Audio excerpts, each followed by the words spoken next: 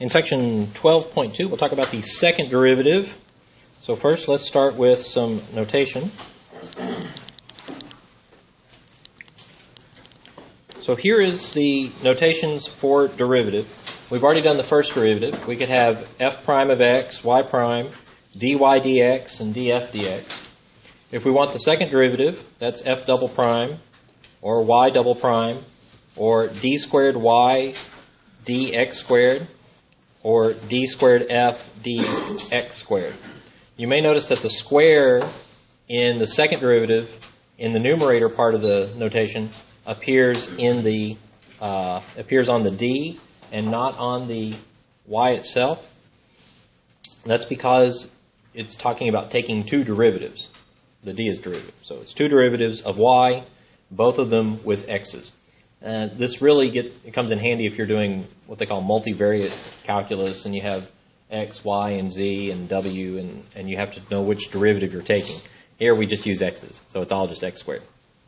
Same thing for third derivative, and you can do three hash marks here. When you have the fourth derivative, that's where they start using exponents.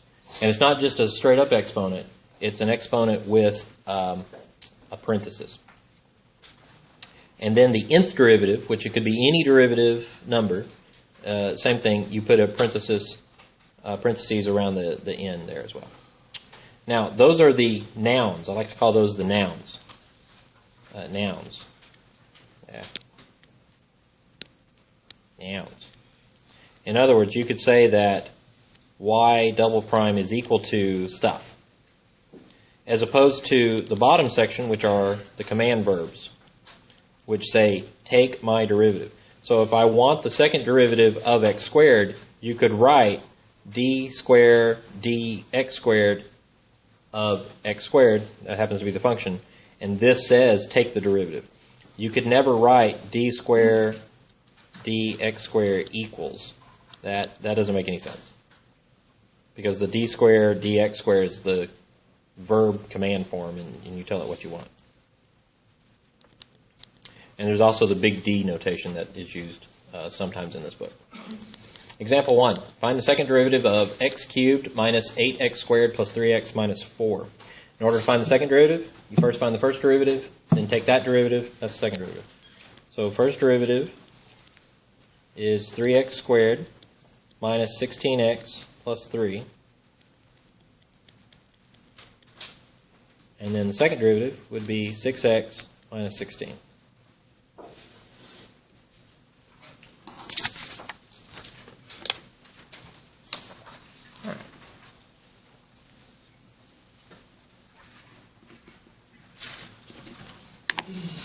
And that's how you take second derivative. Next page.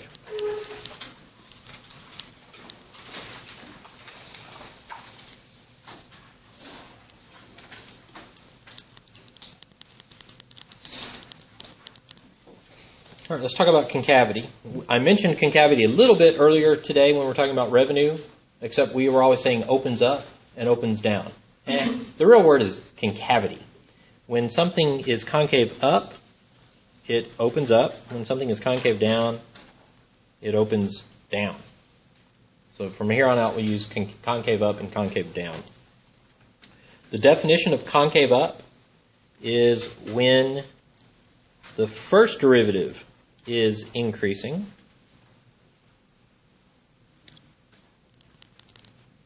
and of course the derivative of concave down is when the first derivative is decreasing.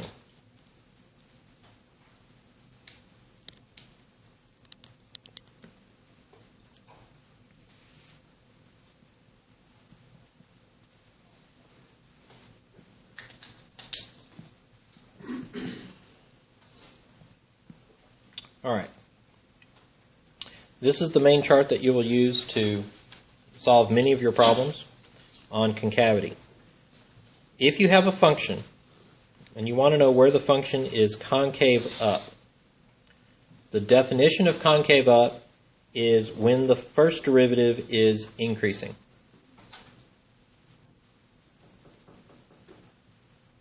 And let's put in the second one. The function is concave down if the first derivative is decreasing. Now, just like from yesterday's work, if you have a function that is increasing, then its derivative must be positive. The derivative of the first derivative, f prime, is f double prime. So the derivative relationship still exists here. If the first derivative is increasing, then its derivative must be positive. So the second derivative is positive. If a function is decreasing, then its derivative must be negative. I'm just considering the first derivative to be that function. So here's a function that is decreasing, and its derivative, second derivative of the original function, must be negative. So all this is true. The usual scenario involves equating these two parts of the table. So if you want to know where a function is concave up, you look at its second derivative and find where the second derivative is positive. If you want to know where a function is concave down, you look at its second derivative and find where it is negative. Examples of concavity. Here's concave up. That's the full bowl, but you certainly don't have to have the full bowl. You could have it just sort of decreasing in that manner or increasing in this manner. For concave down, you could have the full bowl, but it doesn't have to have the full bowl. It just has to be part of it, like so or like so. For some of these, you have to sort of pretend that the full bowl existed, and what would it look like if it were there.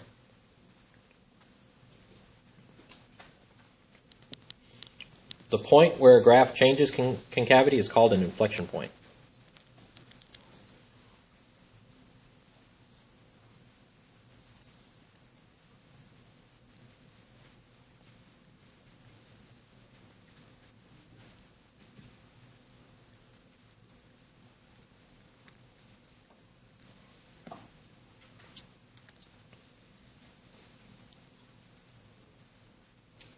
All right, summary.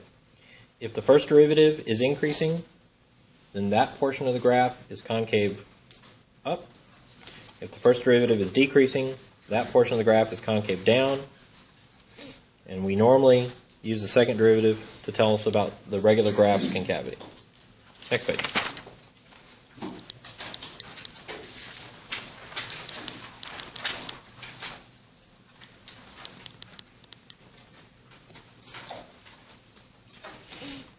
I'll start on this, and then I'll let you work on this with your partner.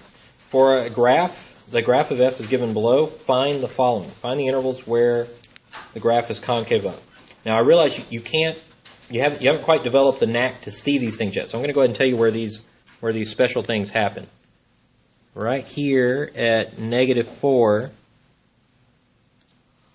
is an inflection point, and maybe you can start to see it. The only way you learn to see these is through examples. So here you see the bowl shape here. This is clearly concave up. This section up here is clearly concave down.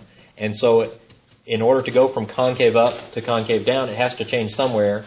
It changes at -4 because I wrote the problem. I wrote the graph, so I know. Okay.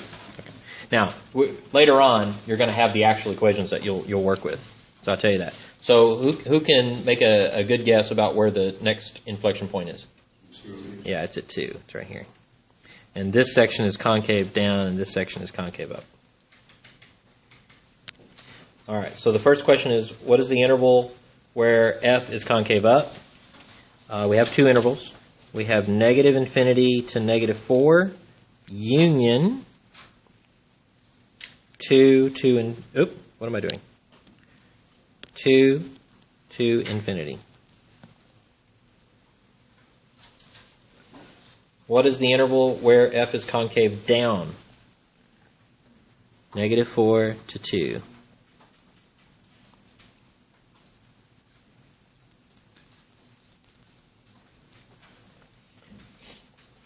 All right, go ahead with your partner. Complete the other 6 of these.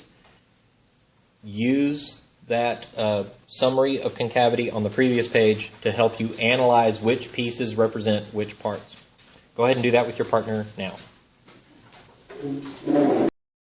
Okay, let's go ahead and check these. The third part is find the intervals where f double prime is greater than 0. If you go back and look at the chart, f double prime is greater than 0, positive, when the function is concave up. So you're just looking for the intervals where it's concave up again. So it's the same as the first one here. Negative infinity to negative 4, union 2 to infinity. The intervals where f double prime is negative, that's the same as concave down. So that's, that is negative 4 to 2. Next, the intervals where f prime is increasing. F prime is increasing is the same as concave up. So this is negative infinity to negative 4, union 2 to infinity. The intervals where f prime is decreasing, it's negative 4 to 2. It's the same as concave down. Next, what are the x-coordinates where we have inflection points? That would be x equals negative 4 and x equals 2. And then what are the x-coordinates for the local extrema of f prime? Not f, f prime. So the local extrema of f prime would be where f prime changes from increasing to decreasing or decreasing to increasing. Where does f prime change from increasing to decreasing? Which one? Negative 4? Yeah. And then it changes from decreasing back to increasing at 2. Did I say that right? Yeah. So, if we go back and we look at the chart, you want to know what the local extrema of f prime is, or are. The local extrema of f prime is where it changes from increasing to decreasing, which means the derivative changes from positive to negative or negative to positive. Will the inflection points and the local extrema always be the same? The extrema of f prime. Right. Well, they always do the Yeah. same. But don't confuse the inflection points with the extrema of the original function. For example, the original function has extrema here, whatever that is, there, and right there. That's the extrema of f, not the extrema of f prime.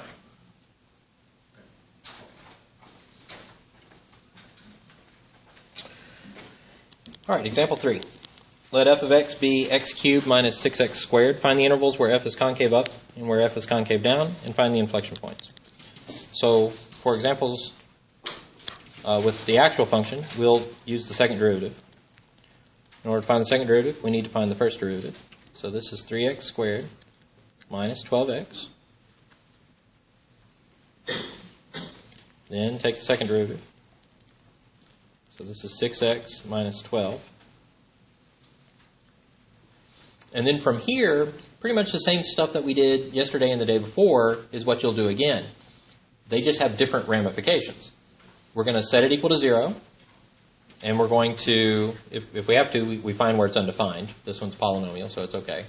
But we set this one equal to 0, solve for x, create the sign chart, and find where the function is positive and negative. This time, the function is the second derivative, and so positive and negative now means concave up and concave down, not increasing and decreasing. Okay? So, set f double prime equal to 0. So we get 6x minus 12 equals 0, which is x equals 2. Create the sign chart with x equal to 2. Now this time we're testing f double prime, and we get a 0 above that for the 0 of the second derivative. We're going to test the second derivative at x equals 1. So that would be 6 times 1 minus 12 equals negative 6, so that's negative.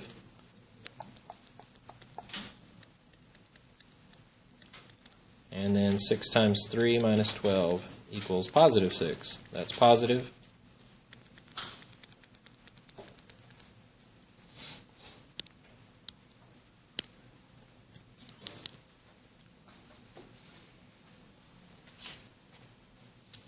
And so now we make the statement. F is concave up on the interval 2 to infinity, and F is concave down on the interval negative infinity to 2.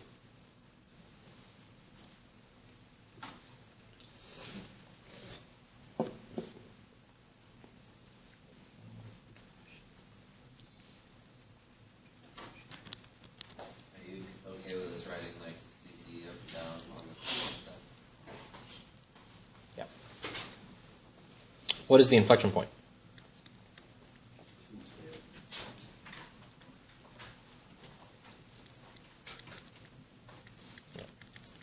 X has an inflection point. F has an inflection point at x equals 2.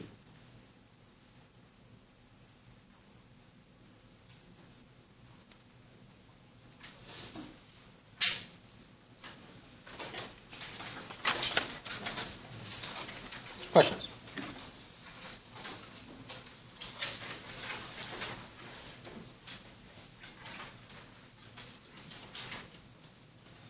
All right, next page.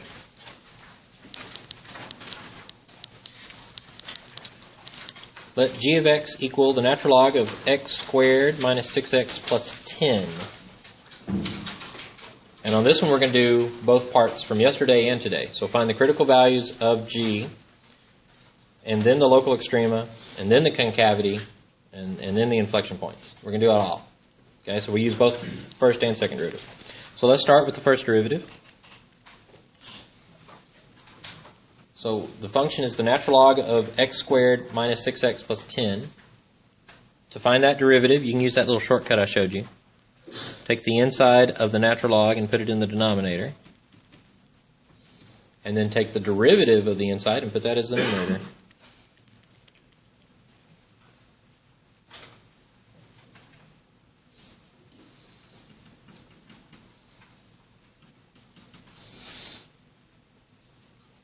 We want to find the critical values. The critical values are where g prime is what? Or what? 0 or undefined. So let's start with g prime is equal to 0. If you have a fraction and you set it equal to 0, that is the same thing as doing what? Setting the numerator equal to 0. That would give you x equals 3. So that's one critical value. Next, we want to find where g prime is undefined. Since we have a fraction, what do? Set the denominator equal to 0. Does x squared minus 6x plus 10 factor? No. What are the factors of 10? 5 and 2 or 1 and 10? You know you would add, so you either get a 7 or an 11, and that's not a 6. In fact, we're going to do something even better. Notice the following. X squared minus 6x plus 10 is the same thing as x squared minus 6x plus 9 plus 1. We split up the 10 at 9 and 1. What is so special about the 9 in this case? X squared minus 6x plus 9. Yeah, it factors as a perfect square. So x squared minus 6x plus 9 is x minus 3 squared, and then the plus 1. What do you know is always true for squares?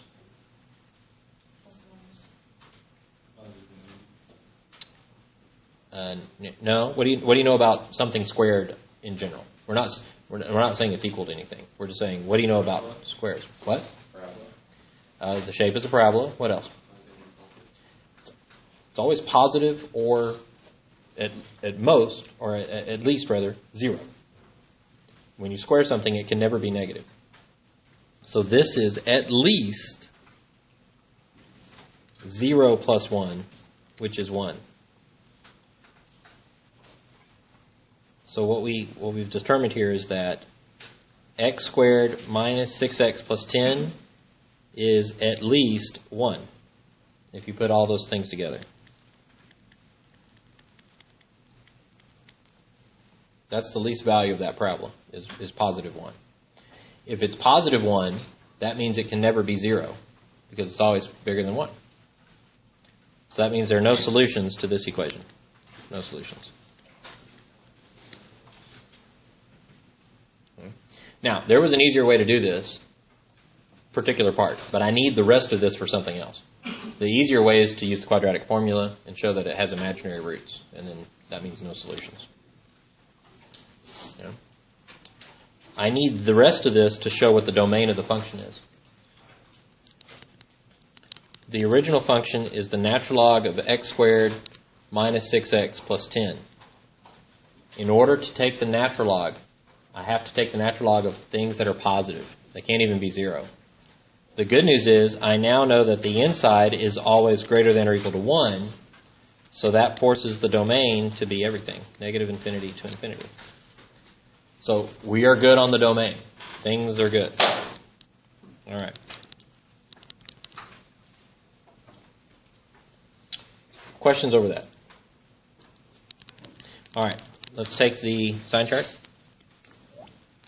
So here's x. Here's g prime. The domain is everything. That's why I can draw the full line here for the sign chart. We have one critical value at 3. And it originated from g prime being 0.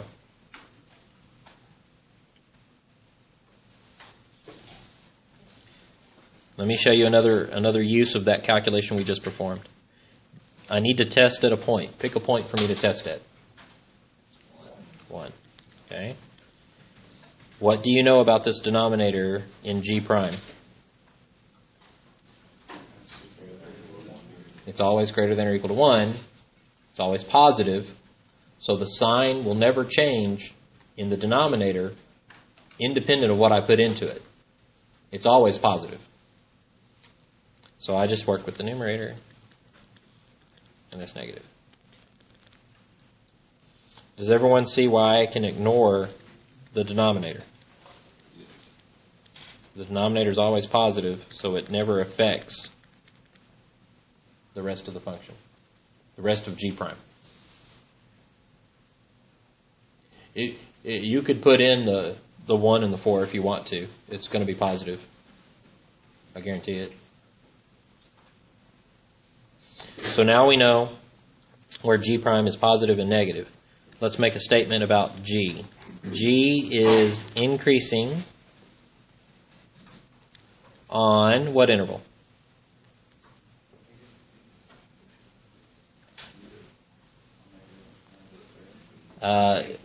How do we know if a function is increasing or decreasing? How do we know if a function is increasing? The derivative is positive, right? So the derivative is positive from 3 to infinity, so that means g is increasing from 3 to infinity.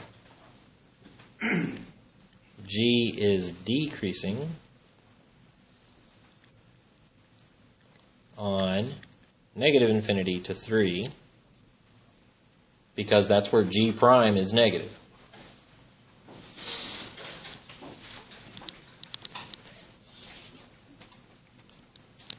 Looking at the sign chart, what type of extremum do we have? We have a minimum. We have decreasing followed by increasing. So g has a local minimum at x equals 3 of, and then we should probably figure this out. It's the natural log of 1. Oh. Oops. Let's work this out on the side. I need to show you something here. So the natural log of 3 squared minus 6 times 3 plus 10 is the natural log of 9 minus 18 plus 10, which is the natural log of 1, which is 0.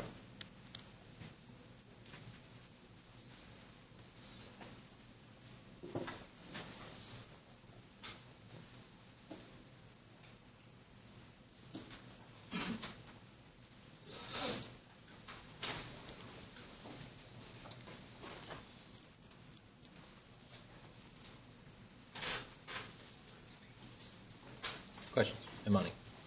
You said that it's, you know that's going to be positive because of the natural log, right? Why is it going to be positive? Like, why didn't you have to... Which part is positive? When you did the... When you were finding the G... I know, I said the denominator was always positive. Yeah, because it's because of the natural log? No, because I completed the square. This calculation here.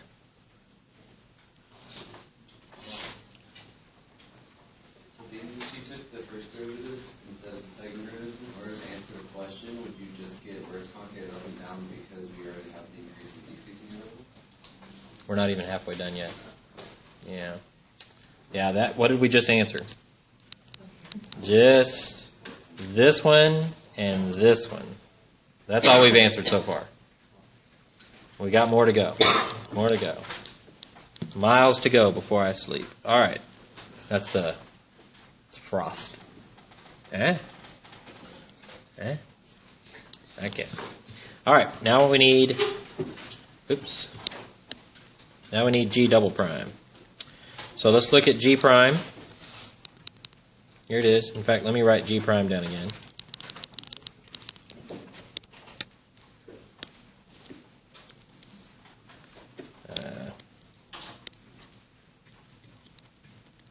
So G prime was 2x minus 6 over x squared minus 6x plus 10. Now we want G double prime. We will use the quotient rule. The derivative of the top is 2. The bottom unchanged. Minus the derivative of the bottom times the top unchanged. Those are the same, so that's okay.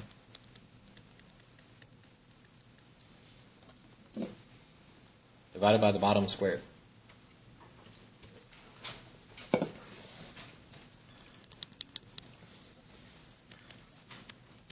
So we have 2x squared minus 12x plus 20 minus 4x squared plus 24x minus 36 over x squared minus 6x plus 10 squared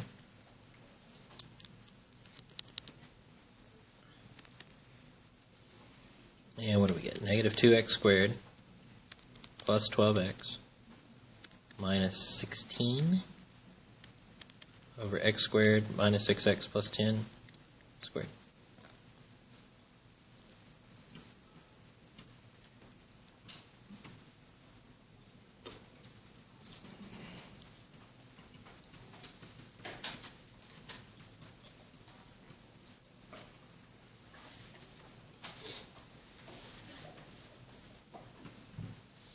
We need to find the potential inflection points, which is where the second derivative is 0 or the second derivative is undefined. So we'll take the second derivative and we'll set it equal to 0. So G double prime is equal to 0. Since G double prime is a fraction, how do I solve when it's equal to 0? Set the numerator equal to 0.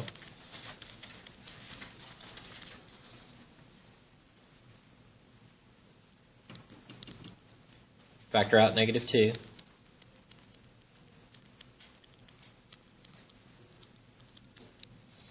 Factoring out negative 2 leaves x squared minus 6x plus 8.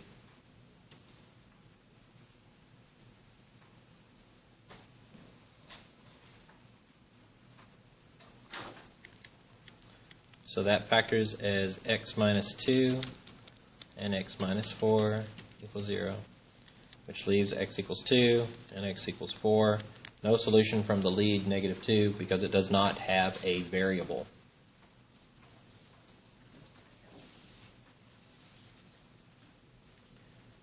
What else do we have to solve? Have to do the bottom. The bottom doesn't work. How do I know? I don't even have to do anything. How can you tell?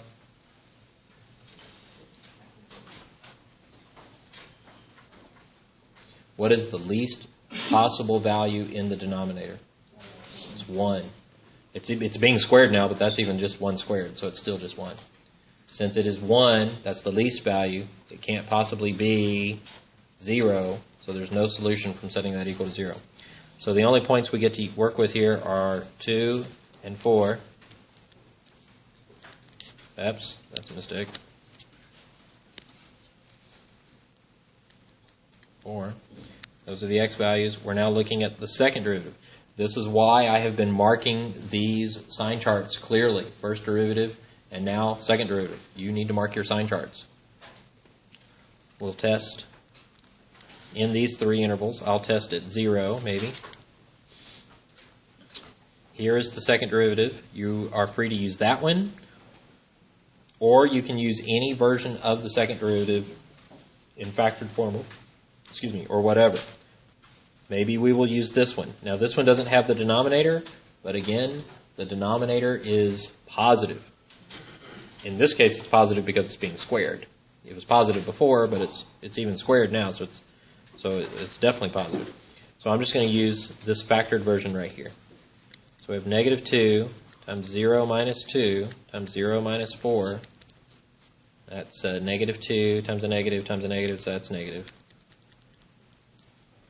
I'm going to test now at 3. Now, you can't use the points that you get from the solutions as test points for that particular part of the deal. But the 3 came from the first derivative, so it is fair game for the second derivative. Okay? -2 times 1 times a negative, that's positive. And then we have 4, so I'll test it like 5. -2 times 5 minus 2 times 5 minus 4, which is negative.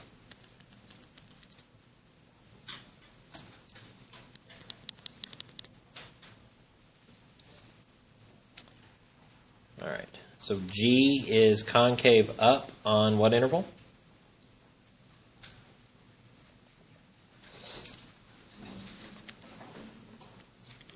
Two to 4. G is concave down on what interval?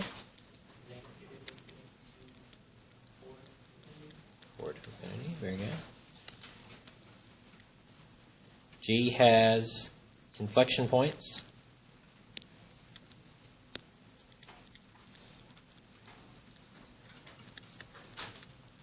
At x equals 2 and x equals 4. Now, you could have the scenario where when you do the sign chart, you end up with a negative followed by another section of negative. If that is the case, that's not an inflection point because it's not a change of concavity.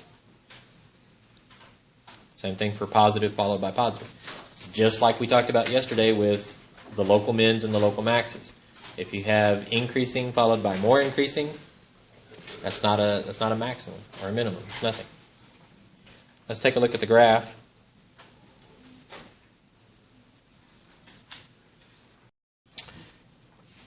All right, example 5. Suppose f is continuous on negative infinity to infinity. Given the information below, sketch the graph of f. So notice that you're given first information about the function itself. Then the second pieces are information with the first derivative. And then thirdly, we have information with the second derivative. So let's use all of those pieces together. So I need to scroll here. I'll scroll back and forth here, but oh dear, no, that's not it.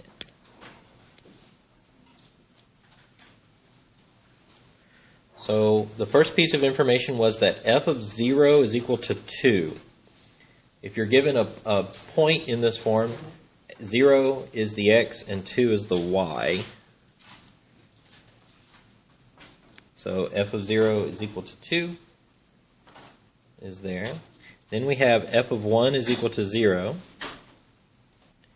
And then f of 2 is equal to negative 2.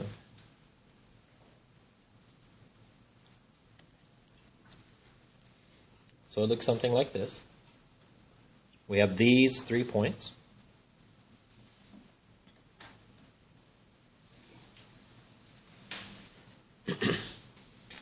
All right, the next line is f prime of 0 is equal to 0, and f prime of 2 is equal to 0. What does that tell me about the graph at x equals 0 and x equals 2?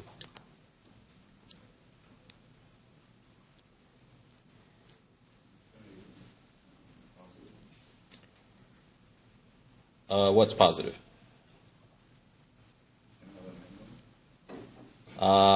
Minimum?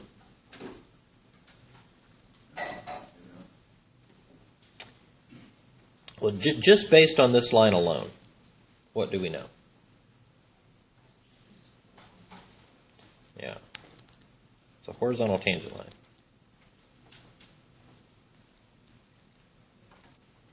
We have a horizontal tangent line. Because what is the value of the derivative at 0? What is the value of the derivative at 2? The value of the derivative is 0. That tells me what the slope is. So the slope is 0. That means it's a horizontal tangent line. Now, it may be a minimum, it may be a maximum, or it may be neither. We need more information. That extra information comes from the next line and the third and the one after that. F prime is greater than 0 on negative infinity to 0 and 2 to infinity. If the first derivative is positive on an interval, what do you know about the function? Increasing. It's increasing. So f is increasing on these intervals. And the next line, f prime is less than 0 on 0 to 2. What can you tell me about f there? It's decreasing. All right, so that is valuable information. Now, we don't quite want to draw it yet because we don't know the concavities. But we do now know that, so somehow on this left side, from negative infinity to 0, we're going to be increasing, and we're going to increase up to this point, 0, 2. Between 0 and 2, we decrease through this point and then down to this bottom point here. And then from x equals 2 to infinity, the function increases. We don't quite yet know the concavities, so we can't draw it. But now, with all of that information, we can say where we have a local min and a local max. We will have a local max at x equals 0, and we will have a local min at x equals 2, because we know where it's increasing and decreasing. Let's look at the concavities. F double prime of 1 is equal to 0. Does that alone make x equal 1 an inflection point?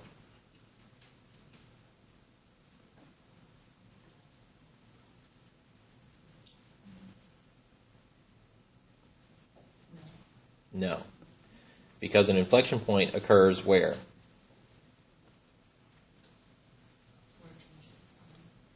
What changes? Which function?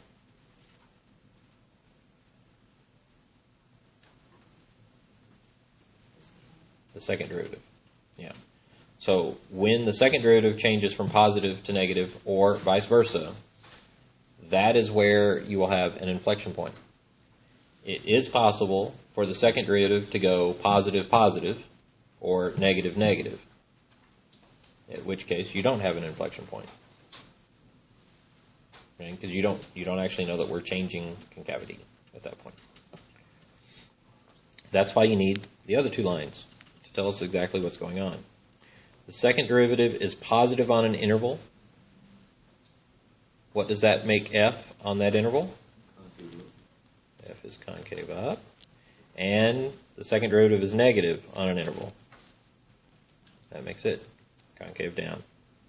So, and the interval splits at 1, so we do now know, in fact, that 1 is an inflection point.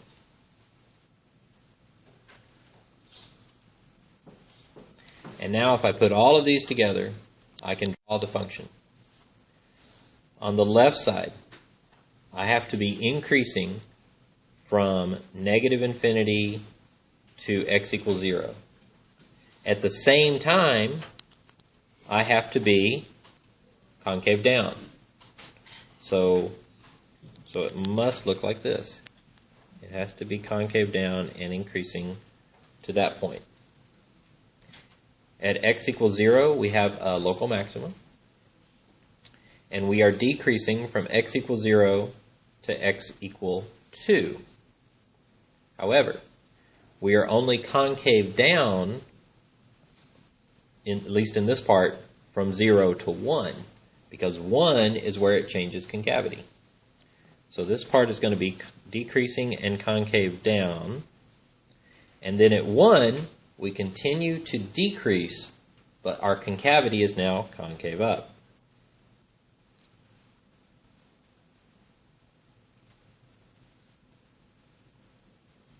And then from x equals 2 to infinity, it's increasing and concave up. And that finishes off that graph.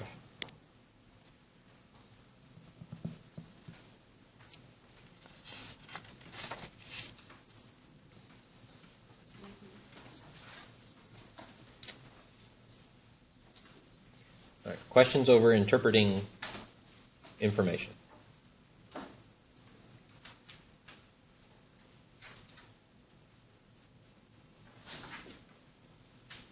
So what does the first derivative tell us? Increasing, decreasing. What does the second derivative tell us? Concave up. If the first derivative at some point is equal to 0, does that make it an extreme value? Local or maximum? Local max or local min?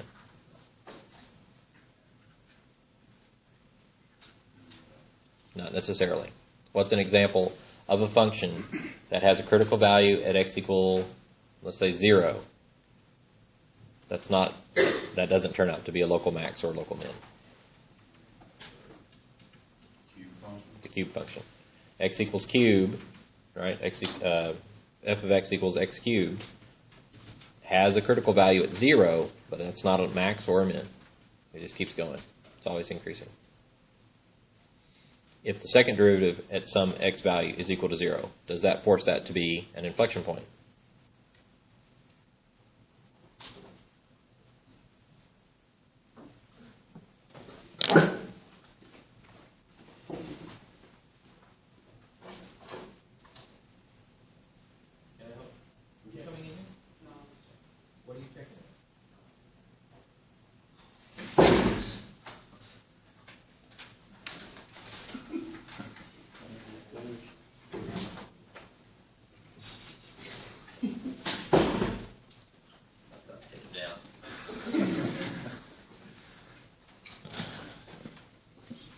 All right. What was the question? If the second derivative at x is equal to 0, does that make it an inflection point? The answer is no. Not necessarily. That's why you got to test all this stuff. Okay, next page.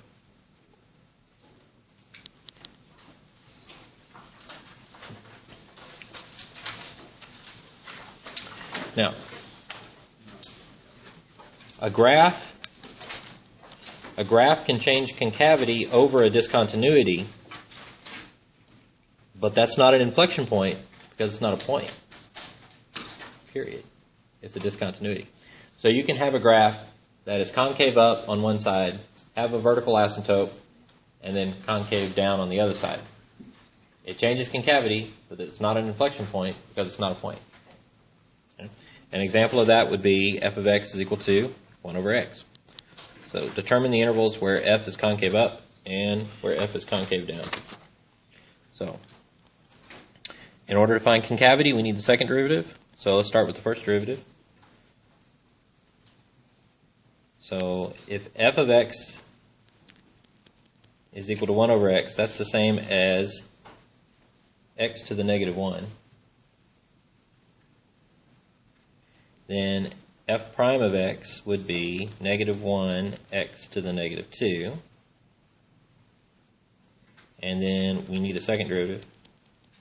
So the derivative of that would be 2 times x to the negative third, which is 2 over x cubed.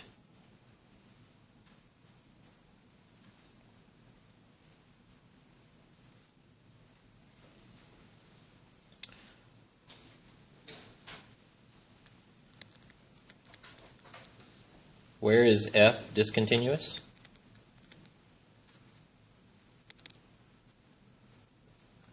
Or discontinuity? I think a y maybe.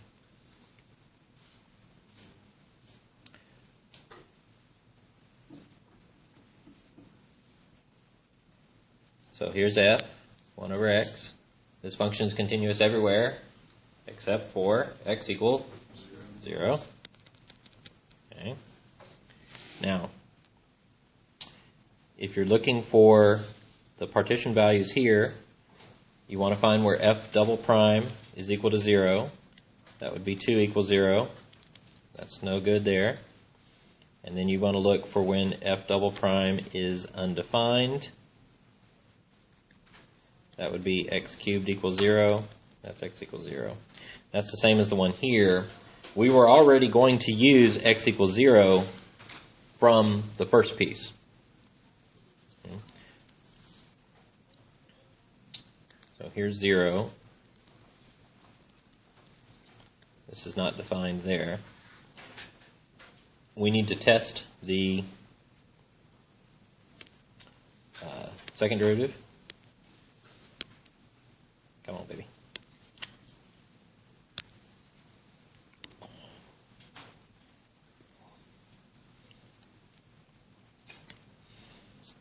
Alright, so here's the sign chart for the second derivative. Let's test negative 1. Negative 1 is in this area here. That would be 2 over negative 1 cubed, which would be negative 2. So this is all negative. And then let's test positive 1, which is 2 over 1 cubed, which is 2.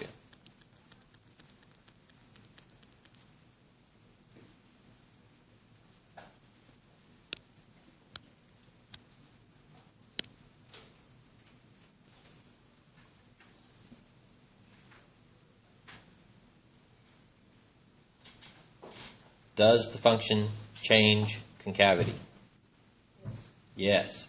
Does the function have an inflection point? No. So we have change in concavity, but no inflection point. Because where would it change concavity? It changes concavity at 0, but it's undefined at 0, so that's not even a point. All right. And in case you're wondering, the graph looks like this. Let's see, it's down here at the bottom. Yeah. Like that. So we have concave down here, we have concave up here.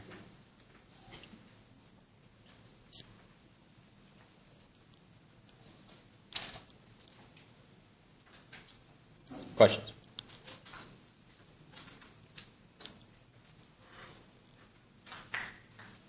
All right.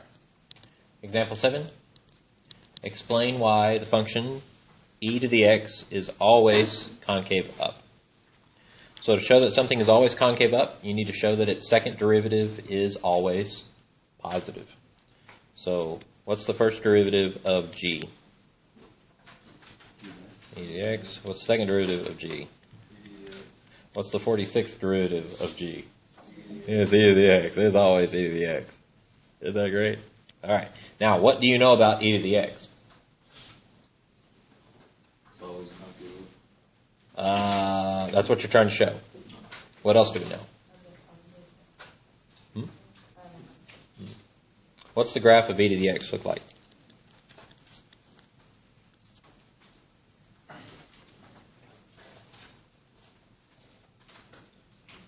like this. In particular, what is the range? The range is the set of y values. What is the range for this function? Is there any graph depth? No. So it's not negative infinity. That's good. You got it. 0 to infinity. Does it include 0? No. We have horizontal asymptote. All right, it comes in here, it gets closer and closer to the x-axis, never hits it. Okay? It's always positive. So, this is always positive because of the range. Therefore, e dx is always concave up.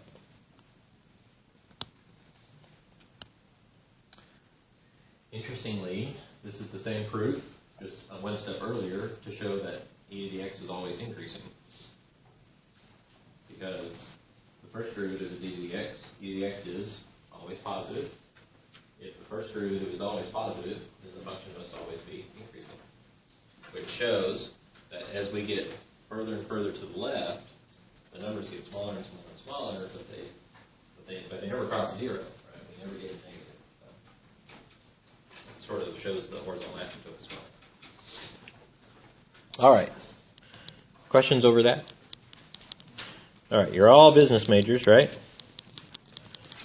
So here is the infamous point of diminishing returns. All right. I'll read it to you and then explain it. Increased spending on advertising will result in increased sales. When sales increase, they increase at an increasing rate for a while, but eventually they increase at a decreasing rate. The value of x where the rate of change of sales changes from increasing to decreasing is called the point of diminishing returns. So you have a product and you're going to advertise your product. And when you first start your advertising campaign, then you're drumming up support. And the people, they start buying your product. So you get more and more sales. And then what happens? You could advertise more, and you would get more people to buy it. But at some point, the rate at which you're getting more people to buy the product starts to decrease.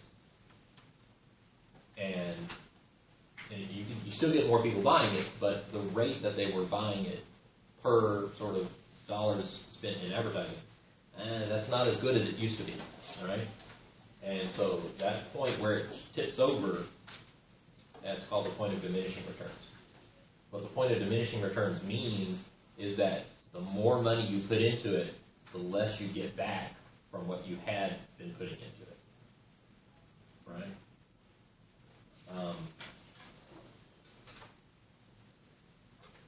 Yeah, that's pretty much it. Okay. Does that make sense? Have y'all studied this in your other classes before? No? Not yet? You probably need to at some point. What it says is you could pump millions of dollars into advertising, but why?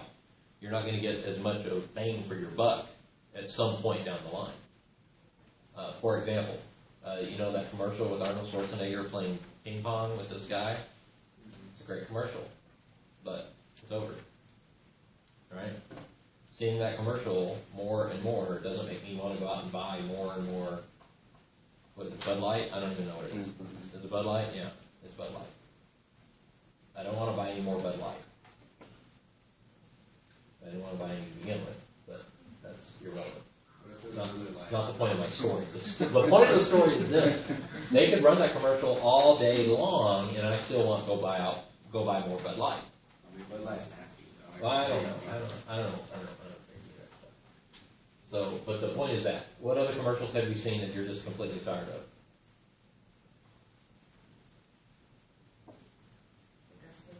Yes.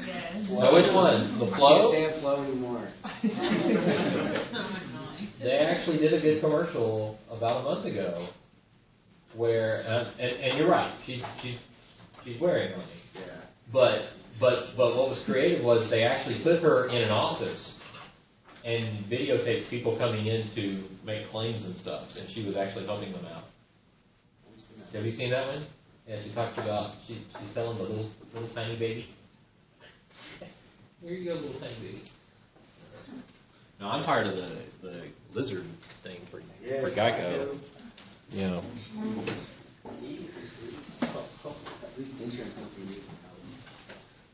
And there's one more that I just don't like. Period. Was it Captain Obvious? What is that? For some hotel chain or something? I don't know. Anyway, the point of the matter is this. If you see these commercials more and more and more, it doesn't make you want to buy the product anymore. Example 8. A company estimates that sales will increase from 1,500 stereos to n of x, which is equal to 4x cubed minus 0.2 x to the fourth plus 1,500, x between 0 and 14, where n is the number of stereos and x is thousands of dollars spent on ads. Find the point of diminishing returns, and what is the maximum rate of change in sales? All right. So the trick here is this. Here is our graph of n. If I put in $2,000 in advertising, then this results in about $1,600 worth of sales of stereos. If I put in more advertising, then I'm going to get more and more sales, right? The sales isn't going to decrease ever because it's total sales, right? But the more advertising I put in, the more I reach my consumers and the more sales I get. So the rate at which the sales is increasing is going up, right? Now, if I'm looking at the rate that the sales are increasing and how they are changing, at some point the slope starts to turn back around and it starts to level off again. The point of diminishing returns is where the change in the slope is sort of at its highest, right? Right here. And so what you're looking at is the change in the derivative, which is the second derivative, and where that's the largest is, of course, the inflection point. So where's the inflection point, if you were just going to guess? I'll tell you that. Y'all see the pointer? Tell me where you think the inflection point for this. Does everyone see that this is concave up right here? And this up here is concave down? You see that? At some point, that changes concavity. That inflection point is the point of diminishing returns. You tell me where you think it is. It has to be on the x.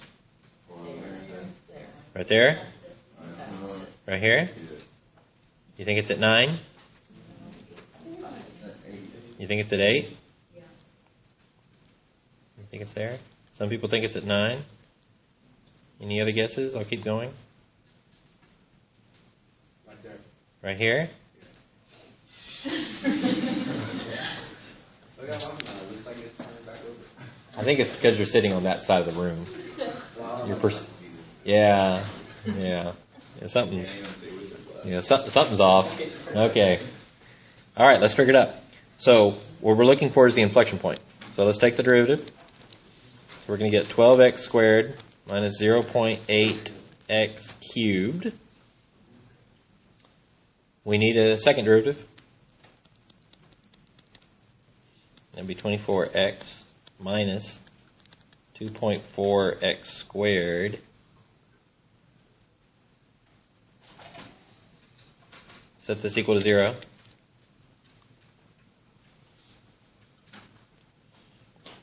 We want to solve when this is equal to 0. So how many x's can I factor out? 1. What is the least number I could factor out? 2.4. And 24 is how many times 2.4? 10 times. So this gives me x equals 0 and x equals 10. The 0 doesn't make any sense because that's the beginning of our cells. But we do need to test 10. Oops.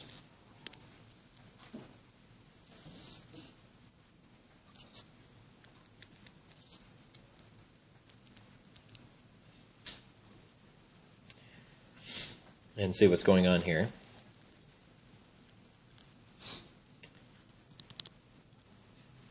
and I'm sure you can do this by now, but if you test this, you should get positive on this side, which is concave up, and negative on this side, which is concave down, which means this is the point of diminishing returns.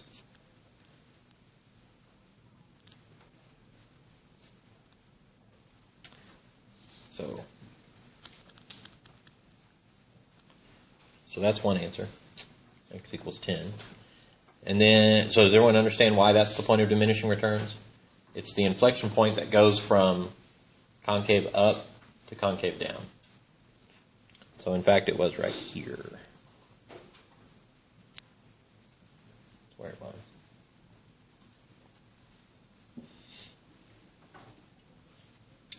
The second question was, what is the maximum rate of change in sales?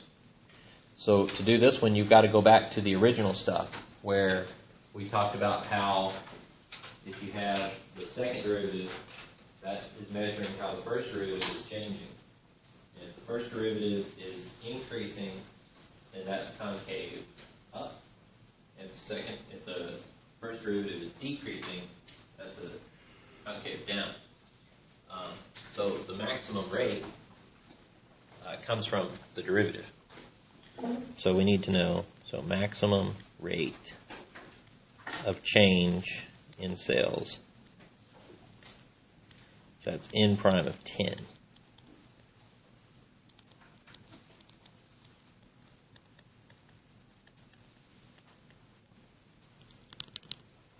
And if you work that out, you get 400.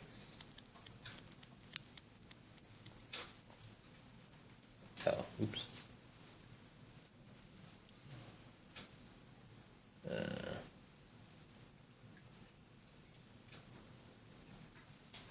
Oh, wait, that's not dollars. That's not dollars. That's stereos.